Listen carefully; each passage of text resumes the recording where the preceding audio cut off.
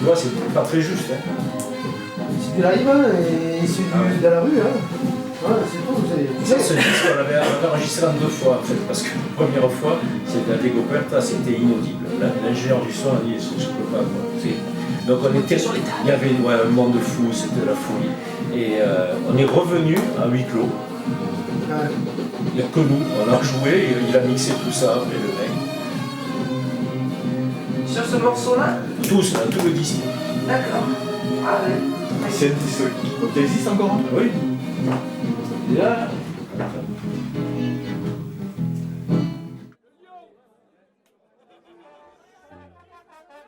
Est-ce que vous avez alors le souvenir de grands concerts? Alors souvenir, moi je suis encore un peu jeune, hein. Bien que ça fait à peu près 45 ans que je fais partie de l'harmonie cheminote de Nîmes. J'ai commencé tout jeune le saxo et je suis très fier d'avoir accompagné cette musique qui m'a fait également grandir parce qu'on progresse beaucoup à l'harmonie. De ces concerts-là, non, je n'ai pas eu, mais par contre, de magnifiques concerts, oui. Nous faisons environ 7-8 concerts par an.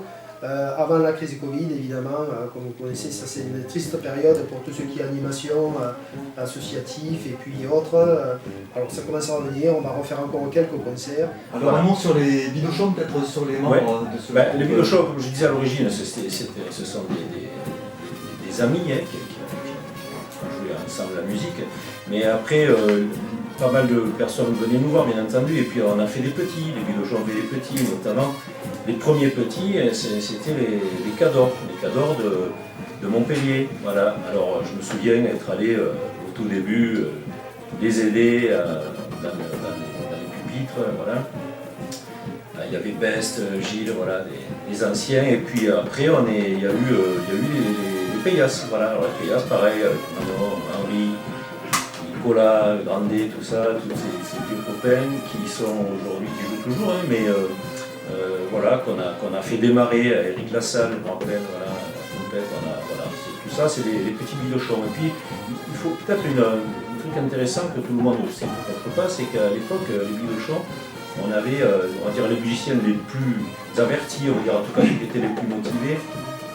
On souhaitait jouer autre chose que de la fanfare et on a joué autre chose, on a fait plusieurs orchestres et notamment un orchestre de jazz de New Orleans qui s'appelait One More Time Jazz Band et on a eu l'honneur et la chance de jouer avec des musiciens de prestige qui sont toujours, hein, c'est Raphaël Monnier au piano et Bernard Antérieux à la clarinette, ce sont des musiciens locaux mais qui sont internationalement connus hein, dans leur domaine, pianistes et clarinettistes et saxophonistes, des musiciens hors pair.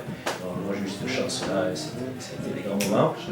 Nous faisons aussi beaucoup de musique de films plus rythmés. Et dernièrement on a monté Gladiator ou Stromae également. Donc voilà, musique de variété. Donc voilà, c'était aussi pour vous montrer quelque chose de plus classique, écrit pour orchestre d'harmonie. Les perspectives de Lady Jaja. Alors, on va jouer, enfin, maintenant qu'on a le droit. À Nîmes surtout, même si donc, il est un petit peu plus compliqué de prévoir des dates à Nîmes, puisque la mairie passe maintenant par un agent pour les concerts et les animations musicales.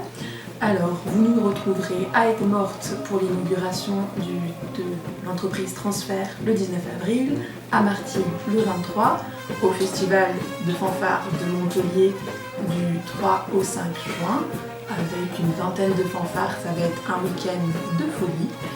Et puis, on a des projets plus loin, à la Femina Bike du Cours du Roi le 18 juin, et au festival de fanfare Lâcher les fanfares à Valergue le 24 et 26 juin.